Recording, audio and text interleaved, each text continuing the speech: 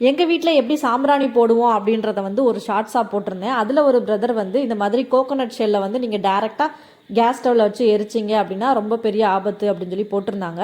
நானும் அதை சர்ச் பண்ணி பார்த்தேன். இதில் என்ன அப்படின்னா, நம்ம இந்த மாதிரி கோகோனட் ஷெல்லை வந்து நம்ம டேரெக்டாக கேஸ் ஸ்டவ்வில் எரிக்கிறதுனால கார்பன் மோனாக்சைடு மாதிரியான கேஸஸ் வந்து வெளியாகும். அது வந்து நம்மளுக்கு ரொம்பவே ஆபத்து அப்படின்னு சொல்லி போட்டிருந்தாங்க. அது உண்மை தான்.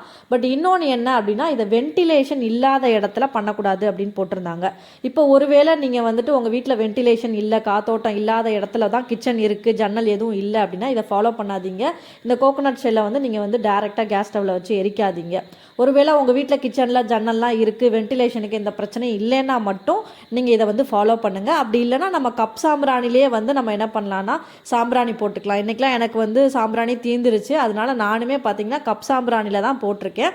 அதுலேயும் நம்ம என்ன பண்ணிக்கலாம்னா பச்சை கற்பூரம், ஏலக்காய், 2 கிராம்பு போட்டு நம்ம வந்து சாம்பிராணி போட்டுக்கலாம். அதனால எந்த தப்பும் கிடையாது. நம்ம எந்த ஒரு விஷயம் பண்ணாலுமே நம்ம சேஃப்டியை முதல்ல பார்த்துக்கணும். அதனால நம்ம சேஃப்டிக்கு இம்பார்ட்டன்ஸ் கொடுத்து சொன்ன கார்த்திகேய சுப்ராஜ் அப்படின்ற பிரதருக்கு ரொம்பவே ஒரு பெரிய தேங்க்ஸ். இதை பற்றி நீங்கள் என்ன நினைக்கிறீங்கன்னு கமெண்ட்டில் சொல்லுங்கள். நெக்ஸ்ட் ஒரு விளாகில் மீட் பண்ணுறேன். பை பட்டோஸ்.